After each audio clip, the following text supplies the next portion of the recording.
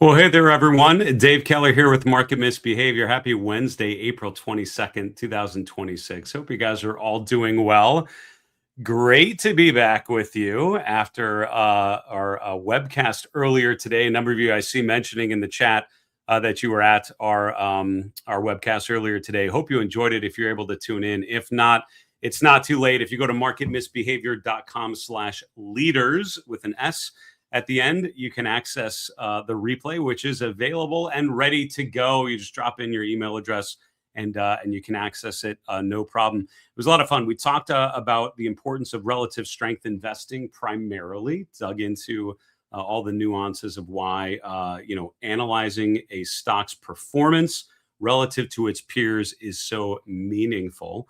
But we also talked about scans. We talked about routines. We talked about how to sort of come to play every day, every week, trying to generate new ideas. And those of you that attended, the early feedback is that it sort of gave you some ideas on how to approach things in this environment, and I'm thankful for that. Having said that, let's talk about what happened in the market today. Last hour of trading really pushed this market to the upside, making a new all-time closing high just above 71.37. It was sort of a gap open at the beginning of the day, and then really much of the day was kind of a sideways period until the last hour. Now, not everything did particularly well. I mean, all the indexes rallied into the close, but it was the Nasdaq and the S&P leading the way higher, as you'll see here in a minute when we get to the market recap. Not so great for mid caps, less great for small caps. Volatility remaining low. I mean, this still is giving all the signs of a market in pretty bullish territory. We're going to break down some of the evidence that we gathered here today, looking at the charts. We'll look at the heat map. A lot of earnings happening right now, so a lot of movements in a lot of places along those lines. We don't have time to talk about all the stocks that reported earnings here because there's quite a few, but we will get into some of the charts that I've hand selected that I think are pretty compelling, and we will go through a number of charts together at the end. We're live streaming on Facebook, LinkedIn, YouTube, and X. I'm glad to be doing so, and I appreciate you guys joining me live, those of you that are. On any of those platforms, if you have a place to add a comment, I can see it here. So please, as we go, drop any questions and any comments, and at the end, we'll try to take some along the way here. Any of the questions that we don't get to, we will put in the mailbag. And if you're watching the show later on YouTube, we will be doing a mailbag episode planned for this Friday. So I hope to answer some of your questions on the air. All right, so what happened to the markets today? As I mentioned, last hour of trading was the juice. That was the real excitement of the day. You can see the acceleration higher in the S&P from around 3 p.m. on. That was enough to push the S&P just over 1% further to the upside. 71.38 or so is our official close, just right below there. The Dow really close to 50,000. We're talking 500 points away from 50,000. That's pretty impressive. That's a 1% move tomorrow would take us above that incredibly important milestone. The Nasdaq Composite almost to 25,000, up 1.6% today. Not bad. What I was saying, mid caps not a part of the party at all. They gapped higher along with large caps and large cap growth, and then kind of rotated lower. It hit a bit of a bounce at the end of the day, but not much. So the SMID cap trade definitely underperforming the large cap trade. Remember earlier this week, we had hit on a couple days that sort of large and mid and small all kind of doing the same thing. This is not one of those days. This is a growth over value, large over small was the general theme today. The VIX remaining in low territory. Yesterday, we actually did push briefly above 20. Which is our sort of red flag level. That's the level we watch for signs of concern, because a VIX above 20 means literally means elevated volatility in the options market, but implies greater uncertainty, greater fear in the equity space.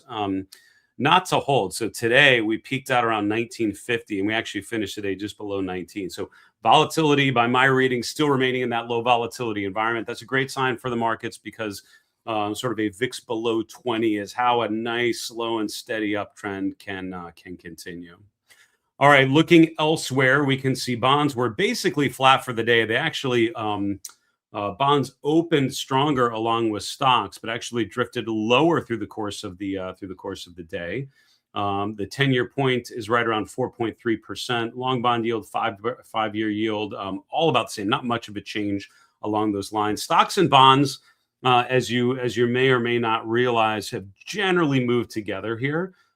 This was one of those weird days where we had a bit of a divergence, weird relative to recent activity. So the S&P and bonds of the TLT, for example, all gapped higher at the open. Stocks basically were flat and then rotated higher. Bonds literally drifted lower through the course of the day. So the TLT did finish up about 0.2%, but was generally coming off. The dollar index, no real upside follow through. Although the dollar did open weak, it did trade higher through the course of the day, but we're not really getting a ton of follow through today on that trend, or I think that emerging trend of a stronger dollar environment.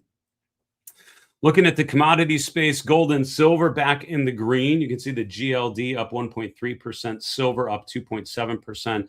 I mentioned my interview on the Market Misbehavior podcast with Chris Vermeulen of the Technical Traders. Every time I talk to Chris, we tend to get into metals because he's part of his background is in the metals market. And so I always like getting his take on gold and silver. And he's been following those pretty closely. So I'll let him explain those points. Hopefully that's out for you tomorrow morning, I would hope, on our YouTube channel and on our podcasting, on all the podcasting platforms. But keep your eye peeled for that. That was actually a really good interview. He had some interesting thoughts about metals, but about a lot of other things as well. Copper prices moving higher. Crude oil prices, slightly higher, to be honest with you. The USO was only up, just under 1%. So not a huge swing, but something. So, as the, sort of whole situation in the Middle East has evolved, crude oil supply is threatened. Crude oil prices go higher. We can see this week, we're seeing a bit of an upturn in crude oil prices. A lot of energy stocks with some really compelling setups. I shared one of those on the webcast earlier today. A number of stocks had these great runs, pullbacks, a lot of like bull flag patterns, just maybe starting to resolve higher. Higher crude oil prices would juice that up really, really well. Speaking of juicy, how about Bitcoin and Ethereum both moving higher? Bitcoin almost reached 80,000 earlier today. It's currently trading around 78,500. And Ether price is up as well. I'm laughing because my daughter is in the chat. Thank you, honey. Appreciate you tuning in as always. So Bitcoin having a nice upward move, and we've been talking about that 75,000 level as being an important level of potential resistance. And for us, we added to a Bitcoin position. Actually initiated a new position in the GBTC on that push above 75,000. For now, that's feeling pretty good as risk assets, including cryptocurrencies, start to move higher. All right, looking at the 11 S&P sectors, we can see kind of split, right? Kind of a coin flip between sectors higher or lower. 6 out of the 11 S&P sectors finished in the green. We continue to see technology as dominating the relative performance. We talked about that on the webcast earlier today. Really, technology is the only sector meaningfully outperforming the S&P 500 in the month of April so far. It's kind of tech and then everything else. The XLK continuing to exert leadership here in this market, up another 2.2%. That's the semiconductors. That's the software names. Microsoft, is a chart we grabbed for a little bit later as well. Communication services is third on the leaderboard. On the downside, 5 of the S&P sectors were down. None by a ton. We can see the real estate sector was the worst performer, down about 0.75%. Utilities and industrials both down about 0.2%. So mixed bag sector-wise, but really today dominated by 2 sectors, technology and energy. Technology with the continued optimism, energy with the spike in crude oil prices, both doing just fine.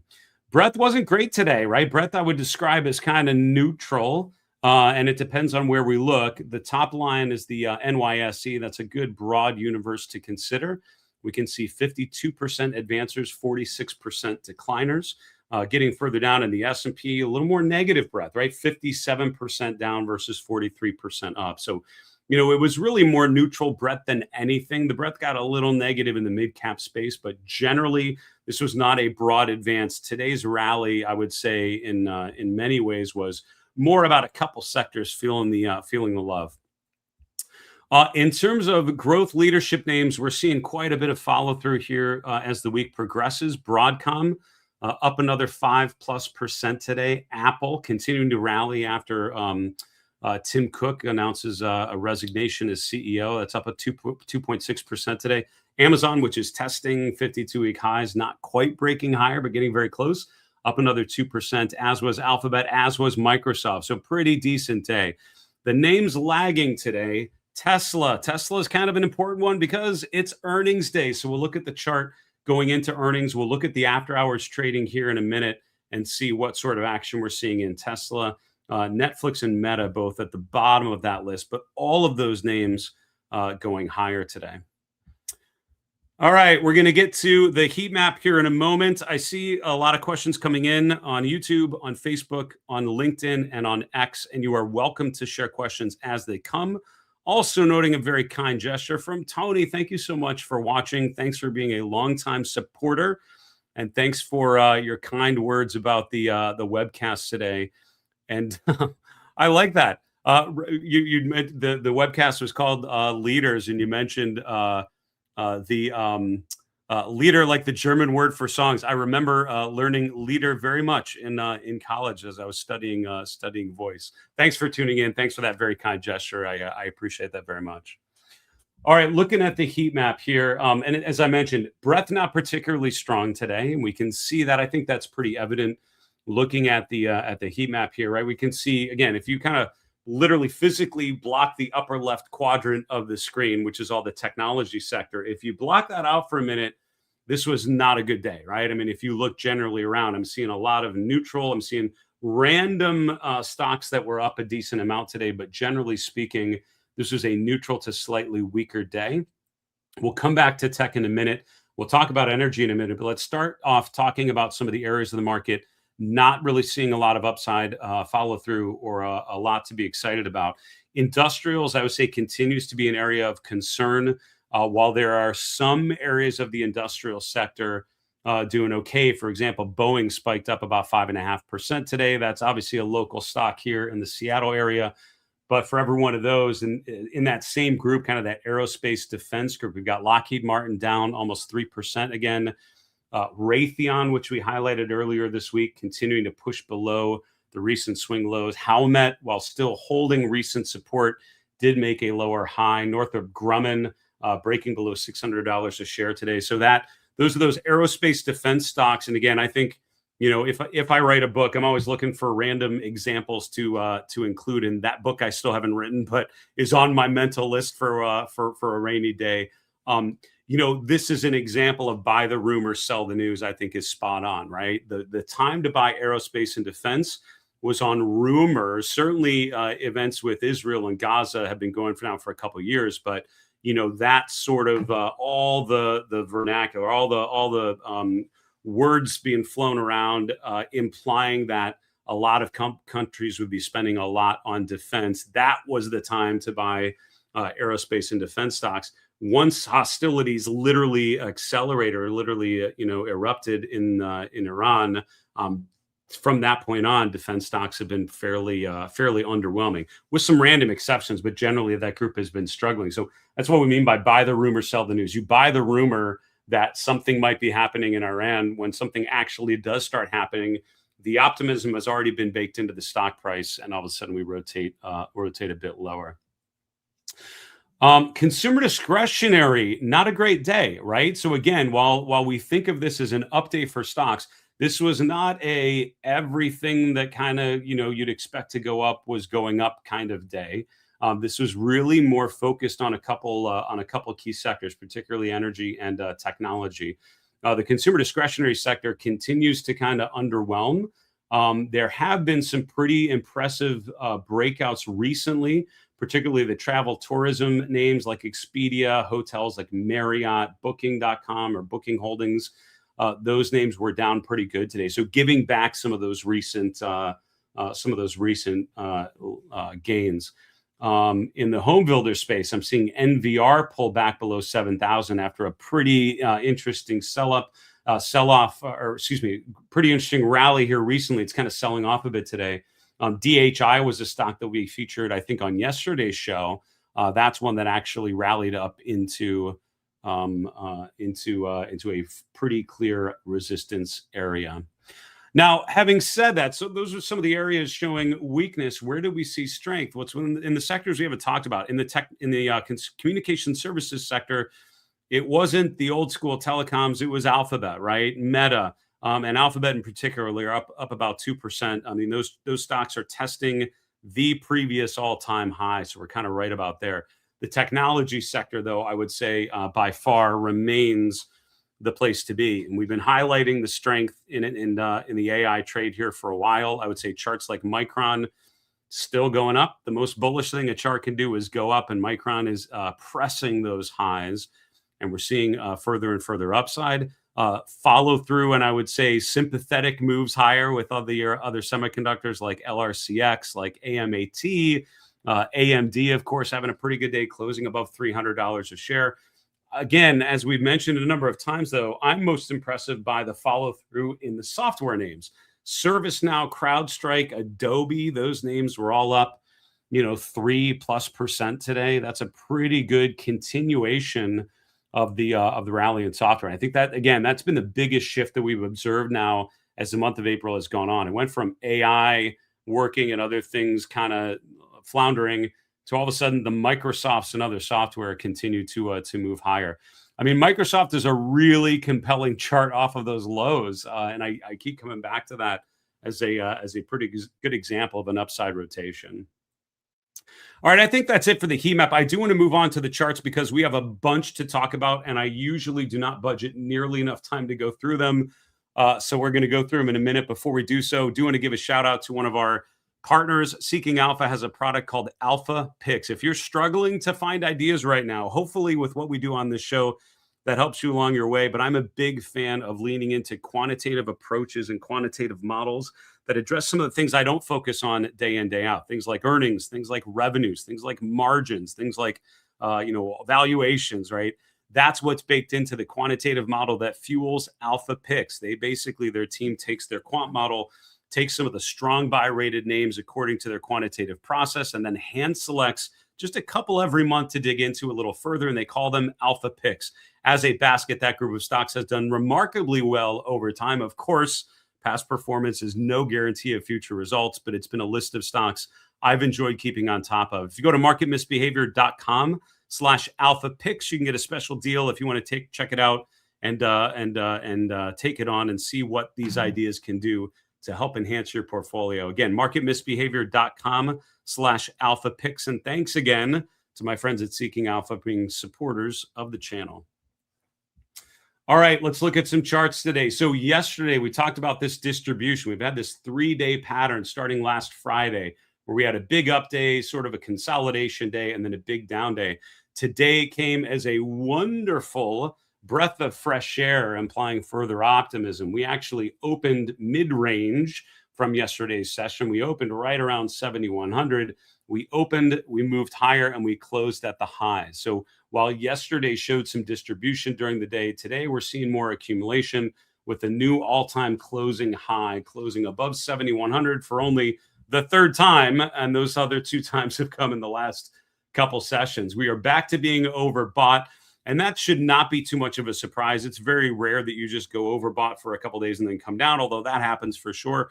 A lot of times in an extended up move, you will become overbought and kind of remain up and above that level or around that overbought region for quite some time. So I would say the position of the market is strong. The S&P 7,000 now our new initial line in the sand, and this is kind of by design, right? If you notice how we've bumped up the traffic light approach here a little bit, what we need to think about is, as a market goes higher, nothing better. I would say nothing more fun as an investor than to bump up your stops because your position is working. You want to lock in, further gains. So you move up your stops. That's kind of what we're doing here. We're kind of bumping our initial line in the sand up to 7,000. We're making 6,800 our new kind of ultimate line in the sand, and that recognizes and I think acknowledges the fact that the markets are going risk on and continuing higher. There's plenty of upside that this market can have, despite a crazy environment. There's no way we could describe this other than as absolutely insanely headline-driven environment. At the end of the day, though, if the market's going higher, I'm going to want to own stocks. And that's kind of where I'm at. That's why I have stocks in my portfolio. I hope you're doing something along those lines as well, given the strength that we're seeing in this market. Is there something not to like? Well, I mentioned the breadth indicators were not particularly great today. And what that does is it starts to slow down some of what we call the tactical breadth readings. This is an indicator called the McClellan oscillator, which is basically based on the slope of the advanced decline data. We can see that that indicator has been well above the zero line, which is very bullish. That means basically the advanced decline data is moving in the right direction and the trend is picking up.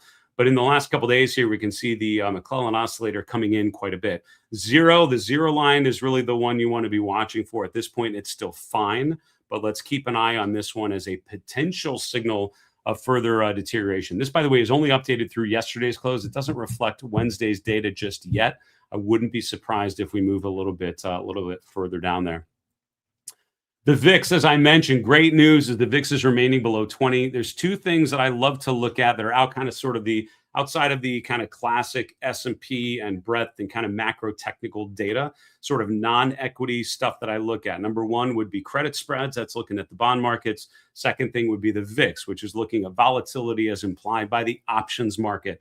And if we see a spike in either or both of those, meaning a spike in credit spreads, or what we call a widening in credit spreads, meaning bond investors are getting nervous, or a spike in volatility, which means options investors are getting nervous. At this point, I'm seeing them push up a little bit in the last couple of days, but not enough that it's a warning sign for me. VIX above 20 is a basically a persistent alert I have set up on stock charts just to make sure that I don't miss that VIX spike above of 20. We did move above 20 yesterday, but we closed safely below it. So the VIX overall remaining low enough, and I think that's encouraging. This chart we might keep coming back to just to highlight the fact that as we're sort of going through the latest ceasefire sort of word weaponry being thrown at each other, everyone kind of threatening sanctions, threatening and actually doing blockades and threatening all the things that are being threatened in the social media right about now. What is the net result of all of that stuff that's being thrown around? Well, the net result over the last couple sessions is we're seeing a generally stronger dollar and we're seeing higher crude oil prices. It's not much of a spike. It's more just an upside reversal. But, early to mid-April, the dollar's weakening, crude oil prices are coming down. That's when we're all thinking about a ceasefire and hoping, I think that would hold, or at least expecting that there will be some sort of resolution. The dollar coming down, implying more of a risk-on appetite for investors. Now, in the last couple of days, we're starting to see both of these rotate higher. Now, ceasefire has been extended. There's still a lot of, it seems, hostilities kind of bubbling around. So we'll see what happens. The market this week so far, risk assets are doing fine, but the dollar and crude oil are moving higher as well. That, I would say, that combination of equities moving higher, the dollar moving higher, and crude oil moving higher, that is unsustainable because I would say those are kind of opposing forces. I would expect much more likely that stocks are inversely related to crude oil prices and to the dollar. So one of these things is going to give. Either the stronger dollar and stronger oil start to make investors concerned and stocks rotate lower, or we start to see these charts, the dollar and crude oil, rotate lower to just sort of acknowledge that there's or at least some sort of news flow comes out that implies crude oil prices may not be as elevated as some would fear here. So that is an emerging trend. I think is one of the biggest areas of concern here. One of my recent guests, this was actually Christopher Mullen that I mentioned. I asked him, and we talked about the U.S. dollar at the end of that episode. Again, that should be out later today, maybe tomorrow morning. So keep your eye peeled on the for the Market Misbehavior podcast. All right, Bitcoin. So we initiated a position in Bitcoin as Bitcoin pushed above 75K. That was our level. I'm a big fan of analyzing the chart, setting a level, and then just not worrying about it so much, and then revisiting it when the alert is hit. I set an alert for 75,000. It hit it. I reviewed the chart. I said, all right, I'll take a shot. And I did. I added to a position in GBTC. And for now, that's something that I have in my own portfolios. And that is basically respecting the fact that we've had enough of a run here that we're starting to see some upside follow through. I think now that we are pushing above that 74, 75,000 range, That's an important level. The other thing you can do, and again, I'm a big fan of keeping it super simple, as hopefully you've noticed if you've watched my show for a little bit of time. One of the ways that I would think of making this super simple, I mean, just draw a trend line. It's a simple trend line off the lows from the end of March through where we're at. We've had a pretty kind of nice classic uptrend in the last 3 weeks or so. Higher highs, higher lows, just on that tactical time frame. I can draw a trend line off of the lows and connect most of the major lows here in the last 3 weeks. Is that the ultimate Dave Keller trading system? It is not. Is that a great visual representation of the pace of this advance? So any break of that trend line might warn me that something's a little different. I think so, and that's why I use it. Trend lines for me are not like a trading system. It's not the most important tool I would say I have in my toolkit, but for me, I think of analyzing the chart as like an ongoing discussion you have with the markets. That's how I think of the daily chart of the S&P. That's why my daily S&P chart has a bunch of crap on it. I try to clean it up often, but it's usually pretty cluttered because I think of like these little lines I'm drawing and things. That's like the conversation I'm having, using the chart as a workbook, as a live dialogue with Mr. Market, just to see what I'm seeing and see when the evidence changes. So a trend line like this is great because as long as we remain above the trend line, things are pretty good, right? How bad are things if we keep staying above this trend line? Because that would mean we're at least keeping pace with the advance we've seen so far in April. We break below that trend line, I will let you know. But for now, it's holding okay. One of the points we made in our webcast earlier today, and if you missed it, again, you can get the replay at marketmisbehavior.com/leaders. I hope you will check it out. I think you'll find it's time well spent. A lot of ideas, a lot of just general discussion about stock picking in this kind of environment. But one of the things we started with is that I think the sector picture is not great, right? Sometimes it's pretty clear that like a group of sectors are doing pretty well, right? Like the MEI trade, the cyclical sectors like materials, energy, industrials all start to do well together. Could be the defensive sectors like utilities, real estate, consumer staples, all kind of move well. And you can say, all right, this is a rotation to defensive positioning. Right now, there are very few sectors outperforming. As a matter of fact, in the month of April, technology really the only one that's meaningfully outperforming. I think consumer discretionary might be technically slightly outperforming. It's probably flat for the month. I can see that right at the bottom. I mean, it's right flat for the month, right, since the end of March.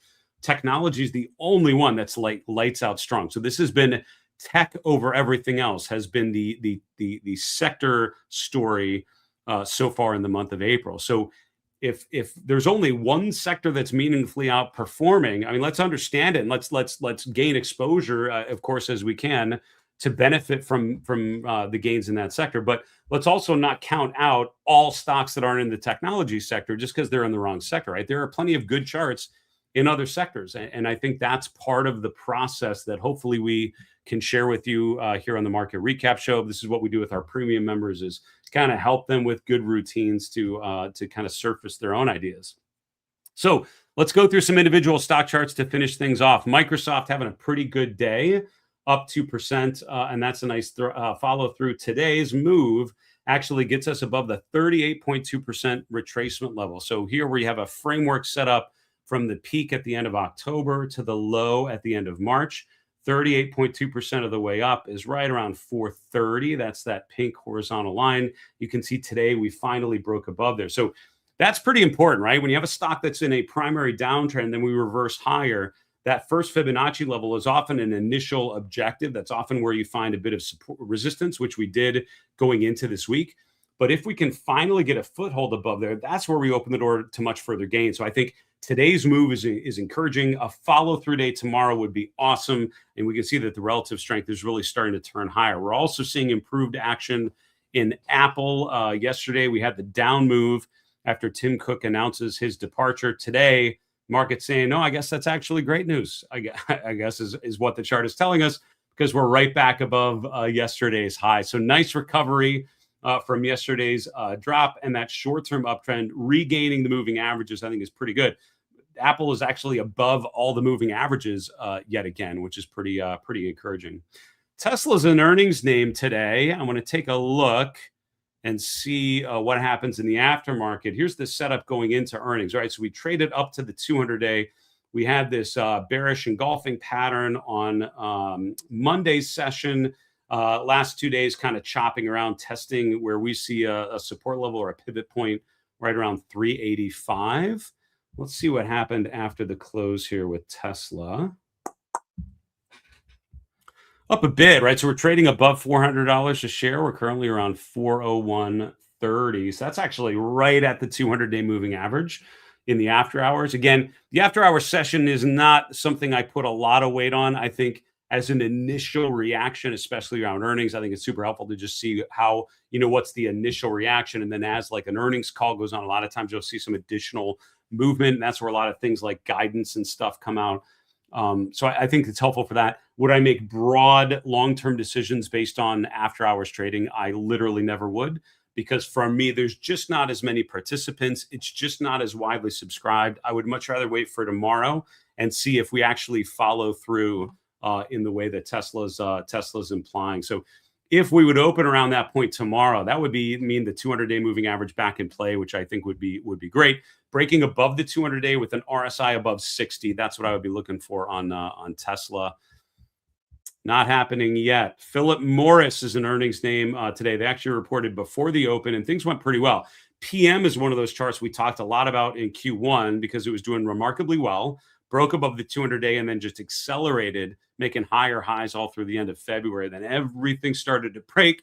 We broke the 21-day EMA, which is usually my initial stop. We broke the 50-day and then tested that from below. That's not great. We bounced off the 200-day and finally broke that. Like, we're out of moving averages, right? We're out of support level. So at that point, what do you look for? So when that happens, for me, the chart is risk off. I want to get out of the way, and I'm not really interested until and unless we get back above the 200-day moving average, and that actually happened today. So what would we need to see to validate this? I'm not showing volume, but I want to see some encouraging volume on a breakout. I would also want to see the RSI push a little further. RSI pushing above 60 would imply we're getting enough upside momentum that I could consider, further gains beyond that initial gap higher. But hey, interesting start, up 7% today. Boeing, I would say, bucking the trend in the aerospace defense group. Most of those stocks were down today. Boeing is one of the few that actually moved a bit higher, 5.5% to the upside. RSI is pushing above 60. We have now regained the 200-day moving average. I think that's good. We want to make sure that the 200-day holds.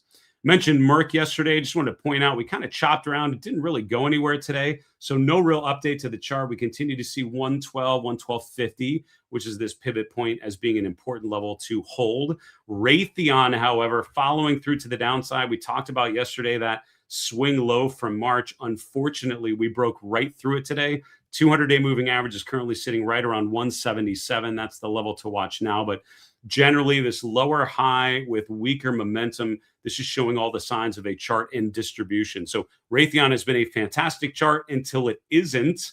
And I would say it isn't now in a primary downtrend. Final chart to share with you. Ralph Lauren, RL, Polo Ralph Lauren, right? So wanted to highlight this is retesting the previous high. What concerns me about this chart is we're just stalling in an attempt to get above these December highs, right? So we had the November, December peaks here. I would consider all the rest of this as failed attempts to really gain a foothold above those December highs. We're stalling out a bit. The RSI is not getting high enough that it feels like a constructive move here. I'm skeptical. An island reversal is something I often get asked about on a chart like this. It could be, but you would need to see a gap down. That would create the island, right? Just because there's a gap higher, it's actually not an island reversal. An island reversal means you need a gap up. You have this action, and then you have another gap down. Then it looks like an island. If you're looking at the map straight down, it's like a little island sticking off the mainland. That's why it's called an island reversal. Potential setup for that, a gap lower, would be a pretty negative resolution to that chart. All right. Let's see. Jay Ross, I'm jumping in late to the conversation because I wasn't watching this, but I saw someone was maybe talking about weed, and then you mentioned weed stocks. Let's take a look. I had a long-term position in YOLO. I actually do have a small, tiny position. Look at this. Finally working. That thing's been such a dog. That's been one of the worst positions I ever took on.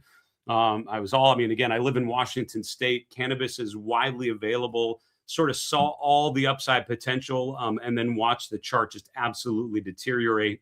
I do have a bit of it still. So nice bounce so far this week. that's a whole separate webcast I'll probably never do. Is the story with cannabis stocks. It's tough because the regulatory environment is still very fractured. Here in Washington State, it is legal, and there are dispensaries all over for recreational use. However, there's something like a 30% tax on legal cannabis, with all the taxes that the state adds on, and so it kind of prices legal, dispensaries that are actually trying to follow all the regulations, kind of prices them out of the market. Unfortunately, it's not a great setup. And again, I think we're so far away from that point where those stocks do remarkably well. And again, it's a disconnect between federal and state laws. It's a whole thing. But for now, hey, it's up today, so that's good. We'll take it as one thing. What else to do? Saw some comments about an equal weighted S&P. Equal weighted S&P. Larry, thanks for watching. As always, my friend, you wrote equal weighted S&P losing ground, not confirming the breakout to the new high. Yeah. So in a move like this, I always think about what is not confirming this breakout, right? And anytime I see an index like the S&P powering above 7,000, it's like, that's awesome. On the surface, that's awesome.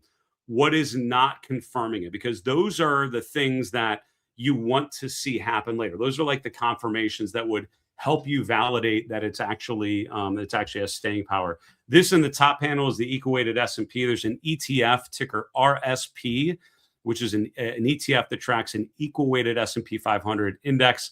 If you're not familiar with that, the regular S&P is cap weighted, meaning it's dominated by the Magnificent Seven and other mega cap growth names. The equal weighted S&P treats all 500 or so companies with an equal weight, as implied by the name.